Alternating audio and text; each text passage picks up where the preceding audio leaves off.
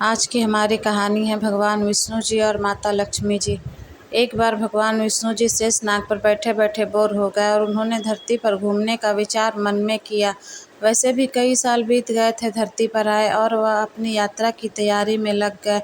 स्वामी को तैयार होता देखकर लक्ष्मी माँ ने पूछा, आज सुबह सुबह कहाँ जाने की तैयारी हो रही है? विष्णु जी ने कहा, हे लक्ष्मी, मैं धरती लोक पर घूमने जा रहा हूँ। तो कुछ सोचकर लक्ष्मी माँ ने कहा, हे देव, क्या मैं भी आपके साथ चल सकती हूँ? भगवान विष्णु ने 2 पल सोचा, फिर कहा, एक शर्त पर तुम मेरे साथ चल सकती हो। तुम धरती पर पहुंचकर उत्तर दिशा की ओर बिल्कुल मत देखना। इसके साथ ही माता लक्ष्मी ने हाँ कह के अपनी बात मनवा ली और सुबह सुबह माँ लक्ष्मी और भगवान विष्णु धरती पर पहुंच गए। अभी सूर्य देवता निकल रहे थे। रात बरसात होकर हटी थी। चारों ओर हरियाली ही हरियाली थी। उस समय चारों ओर बहुत शांति थी और धरती बहुत ही सुंदर दिख रही थी और माँ लक्ष्मी मंत्रमुग्ध होकर धरती को देख रही थी और भूल गई कि पति को क्या वचन देकर आई हैं और चारों ओर देखती हुई कब उत्तर दिशा की ओर देखने लगी पता ही नहीं चला। उत्तर दिशा में माँ लक्ष्मी को एक बहुत ही सुंदर बगीचा नजर आया और उस तरफ से भीनी भीनी खुशबू आ रही थी और बहुत ही सुंदर सुंदर फूल खिले थे।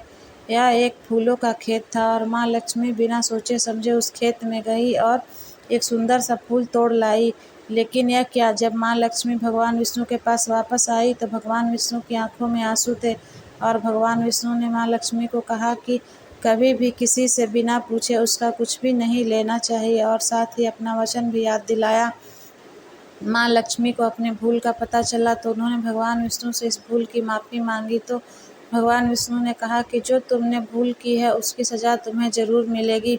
जिस माली के खेत में तुमने बिना पूछे फूल तोड़ा है, यह एक प्रकार की चोरी है। इसलिए अब तुम 3 साल तक माली के घर नौकर बनकर रहो।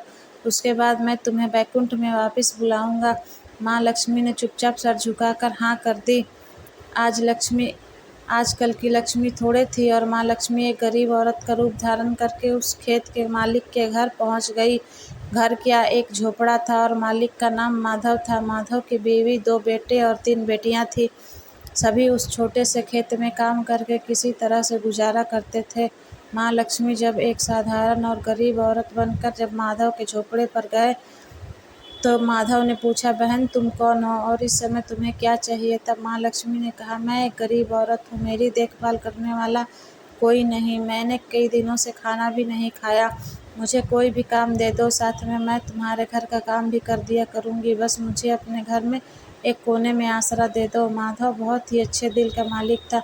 उसे दया आ गई, लेकिन उसने कहा, बहन मैं तो बहुत ही गरीब हूँ, मेरी कमाई से मेरे घर का खर्च बड़ी मुश्किल से चलता है, लेकिन अगर मेरी 3 की जगह 4 बेटियां होती तो भी मेरे गुजारा करना था। अगर तुम मेरी बेटी बनकर जैसा रूखा सूखा हम खाते हैं उसमें खुश रह सकती हो तो बेटी अंदर आ जाओ। माधव ने माँ लक्ष्मी को अपने झोपड़े में शरण दे दी। माँ लक्ष्मी 3 साल उस माधव के घर पर नौकरानी बनकर रही। जिस दिन माँ लक्ष्मी माधव के घर आई थी उससे दूसरे दिन ही माधव को इतनी आमदनी हुई फूलों से कि शाम को वह एक गाय खरीद ली।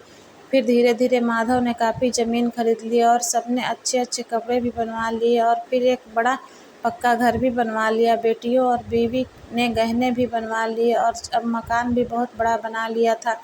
माधव हमेशा सोचता था कि मुझे यह सब इस महिला के आने के बाद मिला है, इस बेटी के रूप में मेरी किस्मत आ गई है।